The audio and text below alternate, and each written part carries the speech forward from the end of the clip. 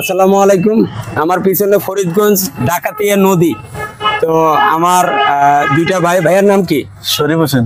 মোহাম্মদ শরীফ হোসেন ভাইয়া, মাকসুদ হাসান। এই দুইটা ভাই নিয়মিত ভিডিও দেখে এবং ওরা দুইজন মিলে প্লাম্বারের কাজ করে, মানে আমাকে ফলো করে কাজ করে। আর সবচেয়ে বড় কথা, তারা আমাদেরকে সেই লঞ্চ ঘাট থেকে চাঁদপুর, সেখান থেকে আমাদের ওরা বাইক নিয়ে আমাদেরকে এই পর্যন্ত এসে দিয়ে গেছে। এই জন্য দুইজনকে অসংখ্য ধন্যবাদ। কোন কোন বিষয়গুলো ভাইয়া ভালো লাগে? সবগুলা জিনিসই ভালো লাগে, কারণ দেশ গ্রামে যে পারে কাজ করতেছে এলোমেলো ভাবে, মাপজোপ নাই। আপনি যেভাবে কাজটা করেন এইভাবে দেওয়ার চেষ্টা করি। শুকরিয়া অবশ্যই। কাজটা কিন্তু কাজ এরকম শিখি না, কাজ কিন্তু আমরা এলোমেলো শিখছি, এখনো তো শুদ্ধ করার চেষ্টা করি। আলহামদুলিল্লাহ আলহামদুলিল্লাহ, আমার এটা বড় পাওনা ভাইয়া।